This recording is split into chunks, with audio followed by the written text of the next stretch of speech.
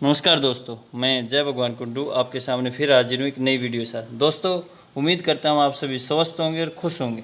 आज हम बात करेंगे 12वीं क्लास इतिहास, भारतीय इतिहास के कुछ विषय, भाग नंबर 2, चैप्टर 6, भक्ति सूफी परंपराएं, धार्मिक विश्वासों में बदलाव के महत्वपूर्ण नोट्स की आपको जानकारी देंगे। दोस्तों, आपको बता दें, सीबीएसई ने जो इस साल सब्जेक्ट सिलेबस जो अपडेट किया उसके अनुसार ये चैप्टर 5 होगा।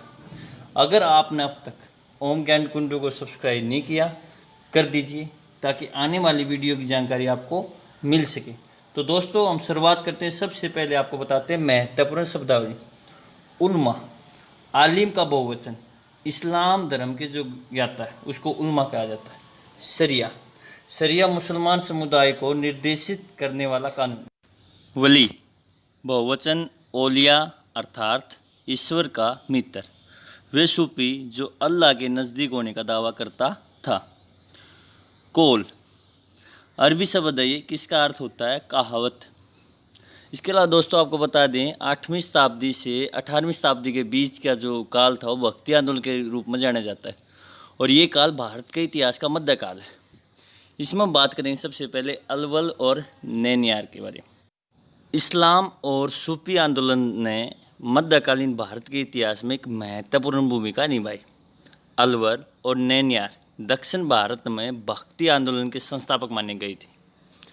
अलवार भगवान विष्णु के भगत, जबकि नैनियार भगवान शिव यानी शैव धर्म के अनुयायी थे। इन दोनों ने यानी अलवार और नैनियार ने समाज में प्रचलित सामाजिक और धार्मिक बुराइयों की कड़ी आलोचना की थी। इसके अलावा बता दें आपको, चोल, पलवल और चालुक्य ने अलवर और नैनियार दोनों पंथों का संरक्षण किया। बसवन्ना ने कर्नाटक में वीर सेवा या लिंगायत की स्थापना की और अपने पंथ के विकास में एक महत्वपूर्ण भूमिका निभाई। तो दोस्तों बता दें, ये चैप्टर इम्पोर्टेंट है और इसको अच्छी तरह करें। इस्लाम धर्म पर विशेष करते हैं बात। इस्लाम धर्म की स्थापना 7वीं शताब्दी में हुई थी और पैगंबर मोहम्मद ने आजाबिया में इसकी स्थापना की थी। इनकी पवित्र पुस्तक का नाम कुरान शरीफ है। ये अरबी भाषा में लिखा गया और इसमें 114 अध्याय है। इस्लाम के 5 स्तंभ माने जाते हैं: शहादा, नमाज, रोज़ा, ज़कात, हज। इसके अलावा दोस्तों आपको बता दें, पवित्र जो स्थान है मक्का मदीना, और इसके दो विचारधारा के कारण ये 2 भागों में बटा हुआ है, शिया और सुन्नी। दोस्तों और जानकारी दें आपको, सबसे पहले बता दें सूफी सिलसिला। सूफी सिलसिला का अर्थ क्या है? एक ऐसी प्रक्रिया जो गुरु और शिष्य के बीच एक निरंतर कड़ी को दर्शाता है। जब शेख की मृत्यु हो गई तो उसका मकबरा या दरगाह उनके अनुयायियों यानी कि जो फॉलोवर थे उनके भक्तों का केंद्र बन गया और उनकी कब्र पर तीर्थ यात्रा को बोलते हैं जियारत की प्रथा, विशेषकर पुण्यतिथि की शुरुआत हुई। इसी को सूफी सिलसिला कहा गया। इसके अलावा दोस्तों और जानकारी दें, सिलसिलों के जो नाम थे वो कैसे पड़े। ज़्यादातर जो सूफी वंश थे उन्हें स्थापित करने वालों के नाम पर पड़े। जैसे कादरी सिलसिला शेख अब्दुल कादिर जिलानी के नाम पर पड़ा। कुछ अन्य सिलसिलों के नाम उनके जन्म स्थान पर हुआ, जैसे चिश्ती नाम मध्य अफगानिस्तान के चिश्ती शहर से लिया गया। इस्लाम के महत्वपूर्ण सिलसिले 4 हैं। चिश्ती, जैसे मैंने बताया, स्थान के नाम से पड़ा है। सोहरावर्दी सिलसिला, कादरी सिलसिला, नक्शबंदी सिलसिला। तो इन सिलसिला थे, और आपको एक बार फिर रिपीट कर रहा हूँ मैं, ये जन्म के आधार पर होते थे, ये नाम के आधार पर होते, स्थान के नाम के उस पर रखे जाते थे। इसके अलावा दोस्तों और बताएं, इस्लाम की महत्वपूर्ण सिलसिले बता दें। अजमेर में ख्वाजा मोइनुद्दीन की दरगाह बहुत ही लोकप्रिय है। इसको गरीब नवाज के नाम से भी जाना जाता है। इस दरगाह को मालवा के सुल्तान गयाजुद्दीन खिलजी द्वारा वित्त पोषित किया गया था। बादशाह अकबर ने 14 बार यहाँ का दौरा किया और यहाँ पर एक मस्जिद का निर्माण भी कराया। चिश्ती सिलसिला 12वीं शताब्दी तक सूफी समुदाय के चिश्ती अधिक प्रभावशाली हो गए। सूफियों का सबसे महत्वपूर्ण समूह था जो भारत चले गए। जिन्होंने भारतीय परंपरा को अपनाया और उन्होंने स्वयं को भारतीय जो परंपरा है उसके परिवेश के अनुसार अपने आप को उन्होंने ढाल भी लिया, किसके कारण ज़्यादा लोकप्रिय हुए। सूफीवाद का विकास। इस्लाम के शुरुआती शताब्दियों में धार्मिक दिमाग वाले लोगों का एक समूह, किसे सूफी कहा जाने लगा, खिलाफत के बढ़ते भौतिकवाद के विरोध में तप और रहस्यवाद में बदल गया।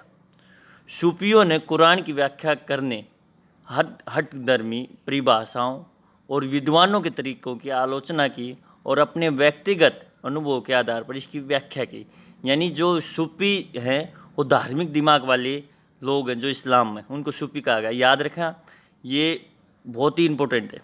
इसके अलावा सूफी और सूफीवाद विशेष।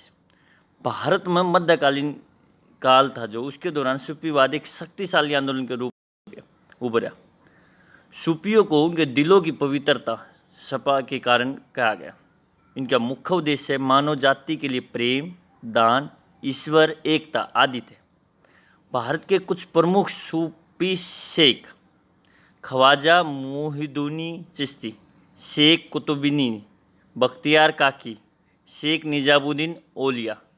इसके अलावा दोस्तों बता दें आपको, सूफीवाद के जो धार्मिक आयोजन है उसको शाम के नाम से जाना जाता है। यानी जो शाम होता है उसको मतलब धार्मिक आयोजन है।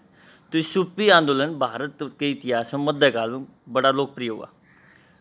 कान खा का अर्थ, खान का में सूफी संत रहते थे, ये उनका निवास स्थान था।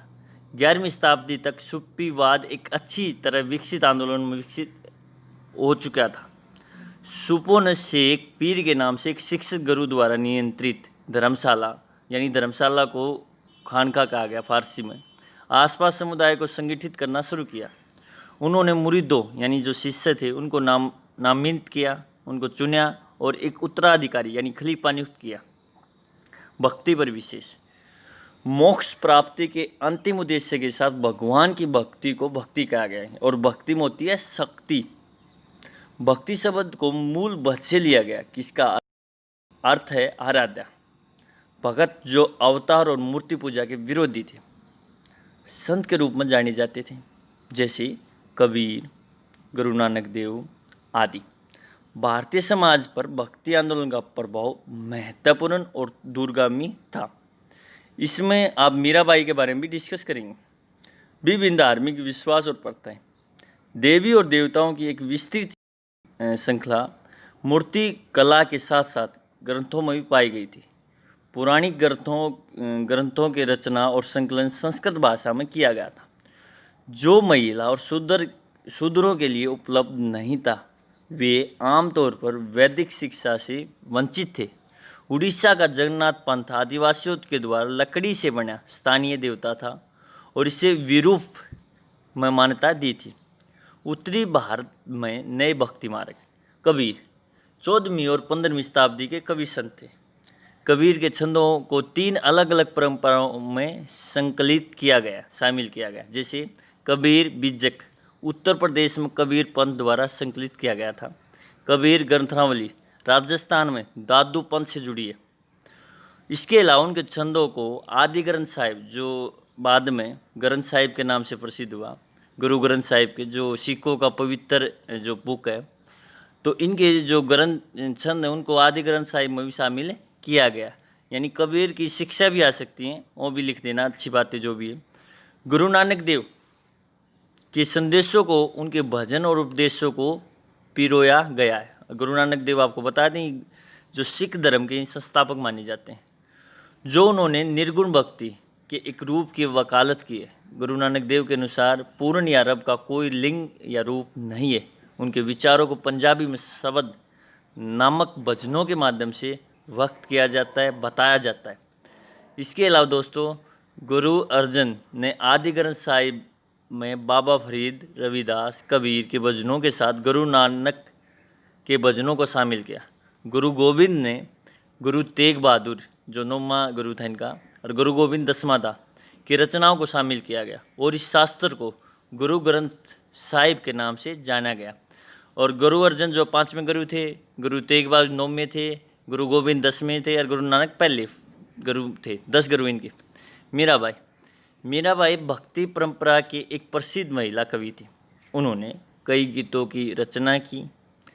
मीराबाई के गीत गुजरात, राजस्थान में गरीब और जो निम्न जाति के लोगों को प्रेरित करते। मीराबाई, आपके इसके बारे में बता दें, एक राजपूत राजकुमारी थी। उनका विवाह उनकी इच्छा के विरुद्ध हुआ था। मेवाड़ के सिसोदिया कुल में कर दिया गया। मीराबाई श्री कृष्ण को अपना प्रेमी मानती थी। इतिहासकारों ने भक्ति परंपरा को दो व्यापक श्रेणियों में बांटा है। निर्गुण, विशेषताओं के बिना, किसकी कोई विशेषता नहीं है, कोई इसका आकार नहीं है। सगुण, विशेषताओं के साथ जो विशेषता है, जैसे उसकी मूर्ति है, उसका चेहरा है, उसके आकार है। तो 6वीं शताब्दी में भक्ति आंदोलन का नेतृत्व अलवार, विष्णु के जो भगत थे, और नैनयार, शिव के भगत ने किया था। तो यहाँ पर मेन चीज़ जो याद रखनी होगी वो निर्गुण और सगुण। निर्गुण किसका कोई आकार नहीं, कोई रूप नहीं, निर्गुण। सगुण किसका आकार है, किसकी इमेज है, जैसे मूर्ति पूजा, सगुण माई की। इसके अलावा कुछ महिला भगत भी हुई हैं, उनके ऊपर विशेष करते हैं बात। इस परंपरा की विशेषता थी, इसमें महिलाओं को विस्तान था। अंडाल, कराईकाल, अमरियार जैसी महिला भक्तों ने भक्ति संगीत की रचना की। अंडाल नामक अलवार महिला के भक्ति गीत गाए जाते थे। अंडाल खुद को भगवान विष्णु की प्रेमिका मानकर प्रेम भावना क्षण में व्यक्त करती थी, लिखती थी, बताती थी। इसके अलावा नैनयार परंपराओं में उनकी रचनाओं को सुरक्षित रखा गया। इसके अलावा आप बात कर चुके हैं मीराबाई के बारे में भी, वो भी महिला भगत खूब थी श्री कृष्ण की। राज्य के साथ संबंध, नैनयार और अलवर संतों को किसानों द्वारा सम्मानित किया गया था। जो राजा होते थे, जो किंग होते थे, जो शासक होते थे, उन्होंने भी उनका समर्थन पाने का प्रयास किया। चोल शासकों ने देवीय समर्थन पाने का दावा किया था। भगवान से उन्होंने माना था कि हमारे पास भगवान का जो समर्थन प्राप्त है। चोल शासकों ने चिदम्बरम, तंजापुर जैसे बड़े और विशाल मंदिर का निर्माण किया गया था। शाही संकलन के तहत मंदिरों में तमिल शिव भजन गाए जाते थे। यानी आपको यहाँ पर जानकारी देते हैं, ज़्यादातर जो राजा हुए उन्होंने अपने आप को भगवान से जोड़ा है ताकि जनता पर अधिक अपना प्रभाव जमा सके। इसके अलावा दोस्तों, कर्नाटक में वीर शिव परंपरा।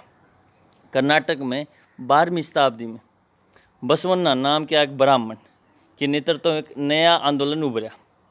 उनके फॉलोवर जो थे, अनुयायियों को वीरस यानी शिव के नायक या लिंगायत, लिंग के वस्त्र के रूप में जाना जाता था।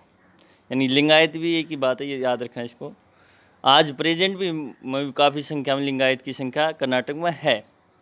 यहाँ ये शिव की पूजा लिंग के रूप में करते थे। आज भी ये समुदाय यहाँ का महत्वपूर्ण समुदाय है कर्नाटक में। याद रखें, लिंगायत समुदाय का एक विशेष महत्व है। इसके ऊपर राजनीति भी हुई थी पीछे जी।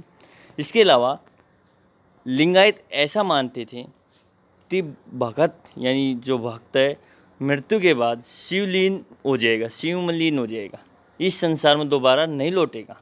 लिंगायत को पुनर्जन्म यानी रीबर्थ या दोबारा जन्म को नहीं माना। उन्होंने जाति प्रथा का विरोध किया और विधवा पुनर्विवाह को उन्होंने मान्यता दे दी।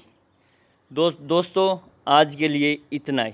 ये वीडियो आपको कैसी लगी हमें ज़रूर बताइए ताकि हम और अच्छी तरह इसको कर पाएँ। अगर कोई सुजेशन आपके पास हो भी दीजिए। हम जल्द हाजिर होंगे एक नई वीडियो के साथ। तब तक आप ऐसे ही हमारे साथ रहिए, फीडबैक देते रहिए, खुश रहिए। नमस्कार, जय हिंद, जय